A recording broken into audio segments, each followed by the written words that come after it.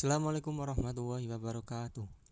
Baik, kembali lagi bersama saya Musa, anak komunikasi dari IAIN Salatiga.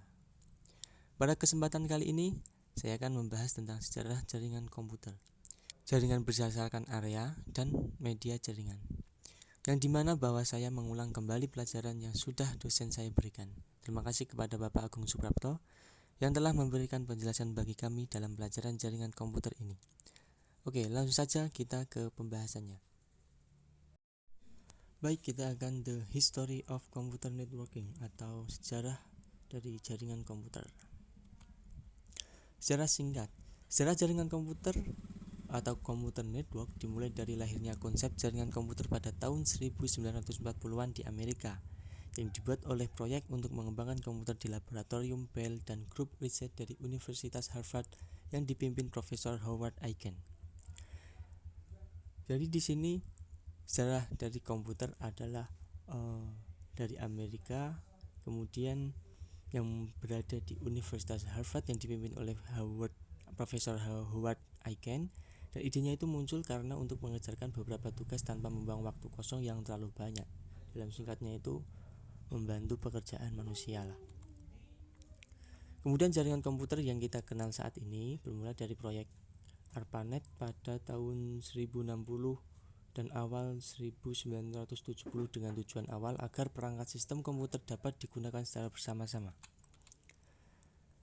ARPANET diinisiasi oleh Departemen Pertahanan Amerika Serikat atau US Defense Advanced Research Project Agency (DARPA). Proyek ARPANET sekarang disebut sebagai Internet. ARPANET menghubungkan komputer-komputer dengan tipe yang berbeda, berjalan dengan sistem operasi berbeda, dengan modul-modul berbeda yang ditanamkan dengan mengimplementasikan protokol komunikasi umum untuk semua komputer yang berpartisipasi pada jaringan. Jaringan komputer di Indonesia pada tahun 1967, komputer masuk ke Indonesia. Saat itu yang memiliki komputer hanya pemerintah dan industri besar. Kemudian pada tahun 1970, komputer mulai masuk ke lembaga pendidikan. 1972 Universitas Indonesia yang diprakarsai oleh Indro S. Suwandi PhD memasukkan jurusan ilmu komputer menjadi salah satu bidang yang dipelajari di kampus. Pada tahun 1980 mulai South East Asia Regional Computer Conference yang beranggotakan negara-negara ASEAN mulai mendiskusikan perihal kerjasama dalam pengembangan komputer. Definisi jaringan komputer. Definisi secara sederhana, jaringan komputer dapat diartikan sebagai koneksi antara dua device atau lebih.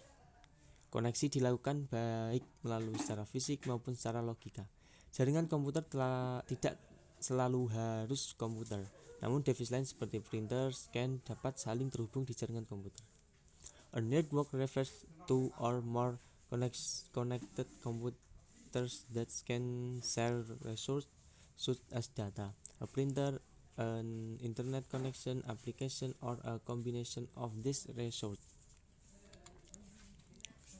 Syarat dan sifat. Jaringan komputer dapat terbentuk jika memenuhi beberapa syarat sebagai berikut. 1. Terdapat minimal 2 komputer atau lebih yang terhubung, baik menggunakan kabel, wireless, atau keduanya. Yang kedua, terdapat penggunaan yang memakainya. Ketiga, terdapat kegiatan komunikasi data di dalamnya. Keempat, terjadi pemakaian bersama baik software maupun hardware. Kemudian sifat-sifat yang dimiliki oleh jaringan komputer yaitu scalability. Jaringan komputer dapat disesuaikan dengan kebutuhan dan berkembang. Kedua, resource sharing. Jaringan komputer dapat melakukan pertukaran data dan sumber daya baik hardware maupun software. Yang ketiga, connectivity. Jaringan komputer harus terhubung. Keempat, reliability. Jaringan komputer dapat diukur performansi dan kehendaknya. Apa sih pentingnya jaringan komputer? Jaringan komputer adalah tentang bagaimana bertukar data atau informasi secara spesifik. Jaringan komputer melakukan 3 hal pertukaran informasi, yaitu file, sumber daya, dan program. Pertukaran file seperti pertukaran data, itu pertukaran file. Untuk pertukaran sumber daya, dengan adanya jaringan komputer kita dapat menambahkan printer dan hard disk yang dapat digunakan secara bersama-sama oleh komputer yang terhubung di jaringan tersebut. Kalau untuk bertukar program, dengan adanya jaringan komputer, maka perangkat keras hardware maupun lunak software dapat saling berkomunikasi untuk dapat menyelesaikan pekerjaan dengan lebih cepat, efektif, dan efisien.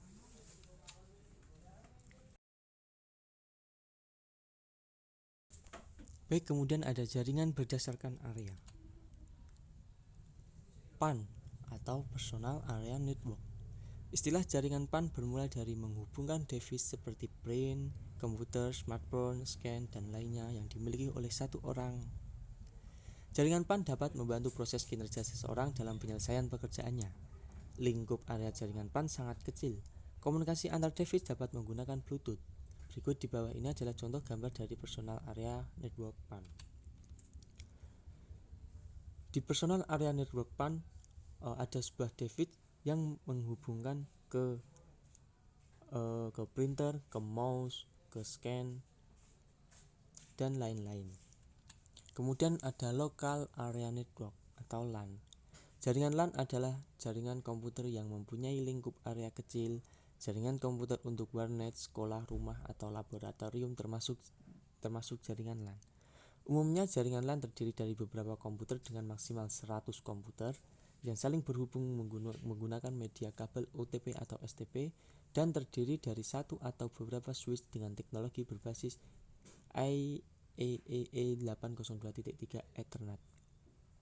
Namun, dalam perkembangannya, jaringan LAN dapat dibangun menggunakan Wi-Fi yang menggunakan teknologi 802.11b. Jaringan LAN yang menggunakan media Wi-Fi disebut dengan jaringan WLAN atau Wi-Fi Local Area Network atau disebut dengan hotspot.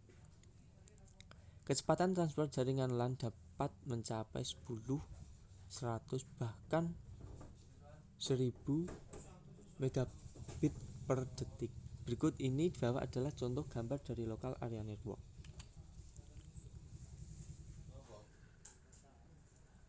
Ada internet, terus disambungkan dari router ke Wi-Fi. Router bisa ke Wi-Fi, bisa ke server, bisa ke switch. Nah, dari Wi-Fi itu bisa ke laptop atau handphone. Kalau server berarti ke komputer. Kalau switch juga bisa ke PC, dan untuk ke switch lagi juga bisa. Sambungan ke headphone juga bisa, scan juga bisa, printer juga bisa. Kemudian ada Metropolitan Area Network. Udah, skala metropolitan itu lumayan besar. Jadi jaringan MAN dibangun dengan menghubungkan jaringan LAN sehingga komunikasi jaringan MAN dapat mencakup area kota. Menghubungkan berbagai lokasi kampus, kantor perusahaan maupun pemerintah, jangkauan yang dimiliki oleh jaringan MAN dapat mencapai 50 km. Jaringan MAN sangat cocok diterapkan di kampus yang mempunyai lokasi yang berbeda-beda atau perusahaan yang mempunyai kantor cabang yang berbeda letaknya.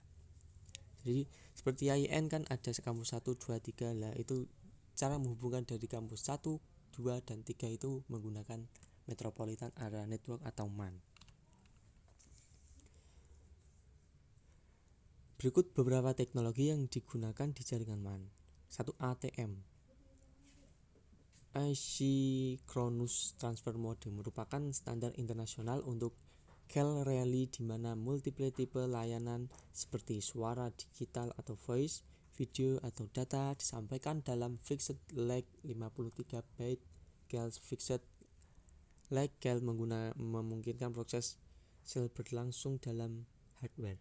Dengan demikian akan mereproduksi keterlambatan ATM dirancang untuk transmisi media berkecepatan tinggi seperti E3, SONET, dan T3.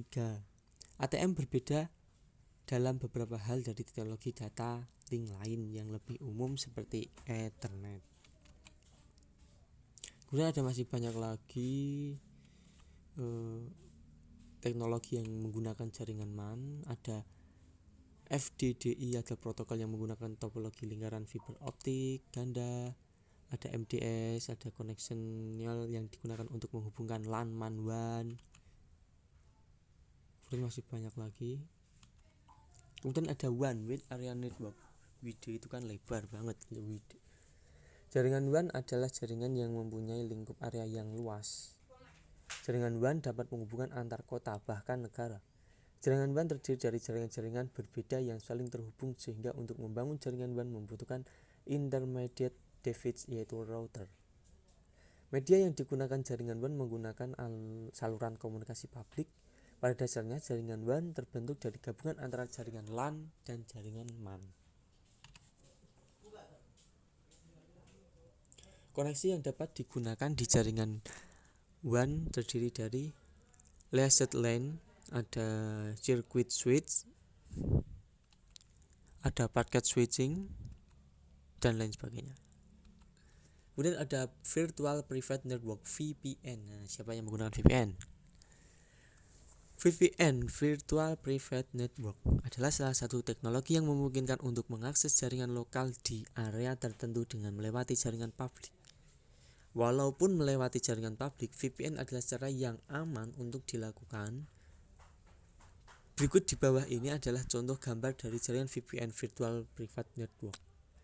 Jadi dari komputer Anda ke server itu tidak melewati local network maupun public network, itu tidak, langsung dari client ke server.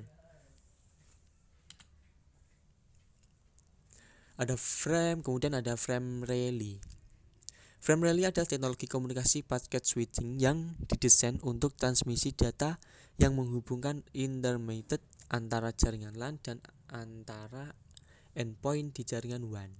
Frame relay adalah teknologi berkecepatan tinggi, mempunyai bandwidth dinamis, performasi yang baik, overhead yang rendah, dan dapat diandalkan. Layanan ini sudah luas digunakan. Frame relay terletak di layar pertama dan kedua di model OSI. Berikut di bawah ini adalah contoh gambar dari jaringan frame relay. Bisa dilihat gambarnya. Kemudian ada PPP, point to point. Harusnya PTP ya, point to point. Point to point protokol. Point to point protokol (PPP) adalah protokol komunikasi yang menghubungkan antara dua router atau dua komputer secara langsung tanpa melibatkan host atau jaringan yang berada di antaranya. PPP dapat digunakan di atas tipe jaringan fisik seperti kabel serial, kabel telepon, trunk link, telepon seluler, dan fiber optik. Di dalam model OSI, P3 merupakan berada di layar 2. P3 mempunyai 3 komponen, yaitu Encapsulation Component, Link Control Protocol, LCP, Authentication Protocol atau AP. Berikut di bawah ini adalah contoh gambar dari jaringan P3, point to point network. Ada PPP, kemudian ke router, kemudian ke PC. Dan ada internet portmanteau dari interconnected network adalah sistem jaringan komputer yang saling terhubung secara global dengan menggunakan paket protokol internet TCP atau IP untuk menghubungkan perangkat di seluruh dunia. Ini adalah jaringan yang terdiri jaringan privat, publik, akademik, bisnis, dan pemerintah lokal ke lingkup global, dihubungkan dengan beragam teknologi elektronik, nirkabel, dan jaringan optik. Internet membawa beragam sumber daya dan layanan informasi seperti dokumen hypertext yang saling terkait dan aplikasi World Wide Web, www, www, surat elektronik, telepon, dan berbagai berkas. Internet mencakup seluruh software. Semua yang kamu cari di internet itu ada. Kemudian ada jaringan berdasarkan fungsi client server. Jadi jaringan berdasarkan fungsi client server. Client server. Terdapat 2 jenis dari komputer yang ada di jaringan, yaitu server dan client. Server berasal dari kata servo yang berarti komputer yang mempunyai tugas untuk memberikan layanan permintaan dari klien komputer. Server biasanya lebih powerful dibanding dengan komputer klien. Di bawah ini adalah contoh gambar dari jaringan model client server. Sedangkan selain client adalah komputer yang melakukan request layanan, data sumber daya, dan lainnya kepada server. Biasanya komputer klien tidak memiliki spesifikasi hardware yang tinggi seperti halnya server. Komputer klien dapat berupa laptop, handphone, dan PC, biasanya digunakan untuk mengakses layanan yang diberikan oleh server.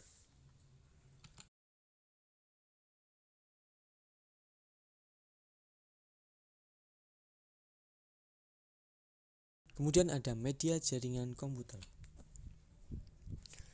Dalam mengantarkan data, setiap perangkat yang terhubung dalam jaringan komputer membutuhkan media.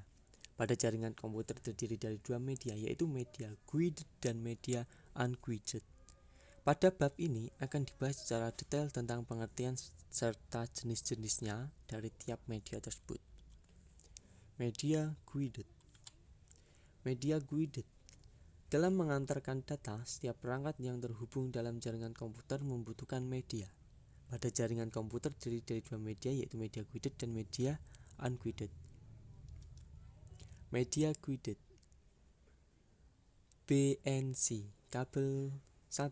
Ada kabel koaksial. Kabel koaksial adalah salah satu media kabel yang berfungsi untuk menghubungkan satu node ke node yang lain. Kabel jenis ini mempunyai kecepatan cukup baik untuk mentransmisikan data. Kabel ini terdiri dari satu buah kawat yang terbuat dari tembaga yang dilapisi oleh beberapa lapisan pelindung seperti lapisan dielectric, foil, shield, braided shield, dan outer jacket. Kemudian ada kabel koaksial sangat cocok digunakan untuk jaringan kecil dan biasanya digunakan pada topologi bus maupun ring. Kemudian ada perkembangan saat ini, kabel BNC selain digunakan untuk membuat jaringan komputer, token ring, juga digunakan di teknologi lain. Seperti ini gambar dari BNC-nya. Kemudian ada UTP dan STP. Kabel twisted pair, UTP dan STP. Kabel jenis ini adalah kabel paling populer untuk digunakan. Kabel UPT atau disebut dengan unshielded twisted pair dan STP shielded twisted pair adalah dua jenis kabel twisted pair yang berfungsi sebagai media transmisi yang dapat diandalkan untuk menghubungkan kebutuhan elektronik seperti komputer. Kabel twisted pair atau UTP maupun STP sangat populer digunakan selain menggunakan harga yang terjangkau, mudah didapatkan dan di penyedia kabel, namun juga memiliki kemudahan ketika melakukan troubleshooting kabel. Nah, ini contoh dari kabel UTP atau STP.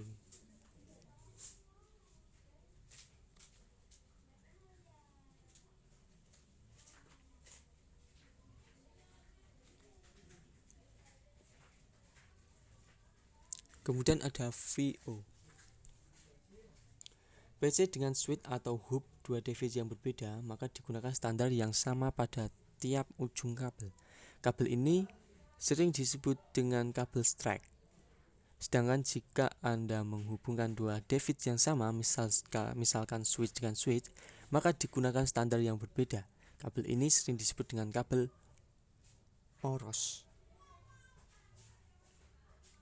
Untuk melakukan pemasangan konektor pada ujung kabel twist pair dibutuhkan peralatan khusus, yaitu tang crimping. Tang ini terdiri dari beberapa jenis, maka sesuai dengan konektor yang akan dipasang. Ketika konektor sudah terpasang di tiap ujungnya, sebaiknya pastikan kabel itu dapat berfungsi dengan baik. Untuk dapat mengujinya menggunakan kabel tester. Kemudian kabel VO, kabel fiber optik. Kabel fiber optik adalah kabel yang digunakan di jaringan komputer yang terbuat dari untaian serat kaca yang dibungkus oleh casing yang terisolasi. Kabel dirancang untuk menggunakan jaringan data jarak jauh, jaringan yang membutuhkan performansi tinggi dan untuk telekomunikasi. Kabel fiber optik memiliki beberapa keunggulan dibanding dengan kabel tembaga.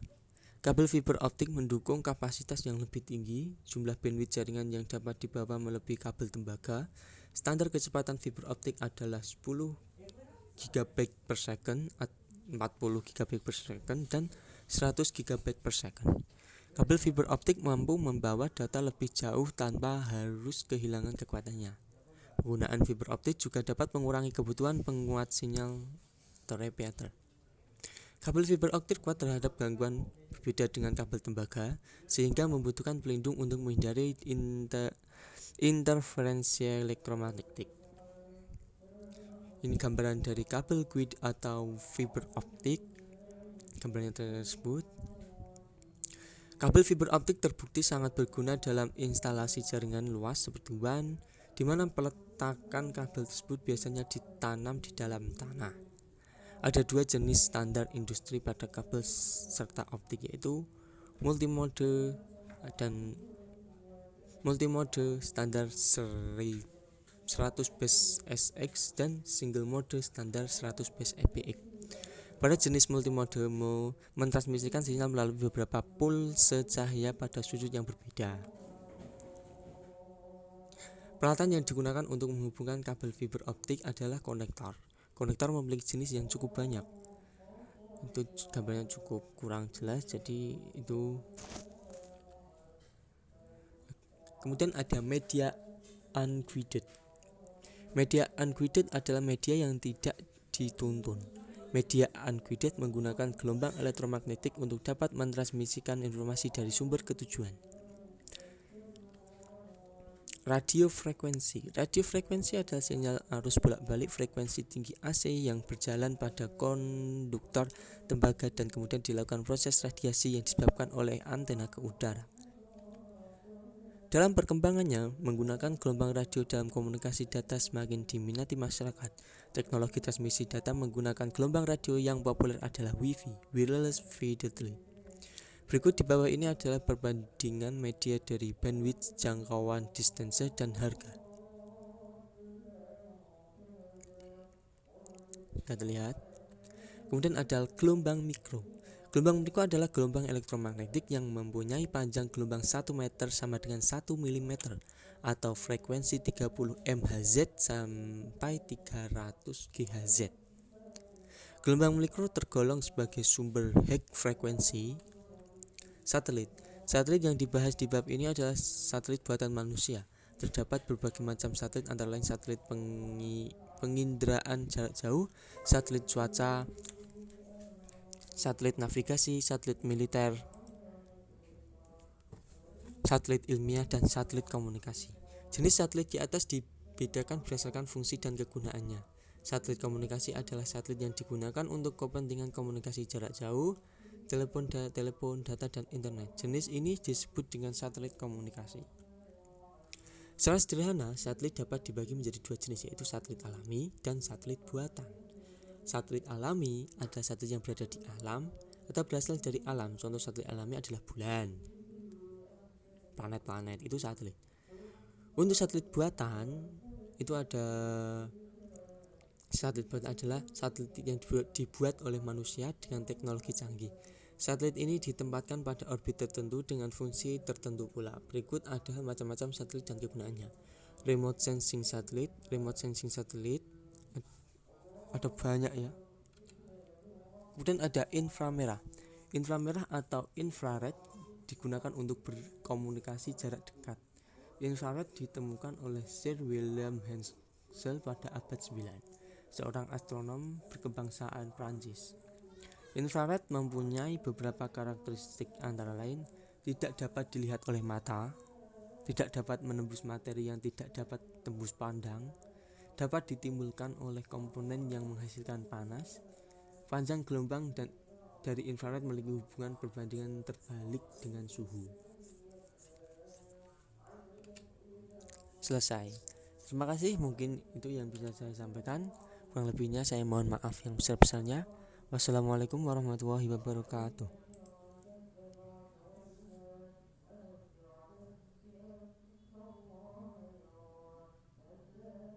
Suruh tak erek.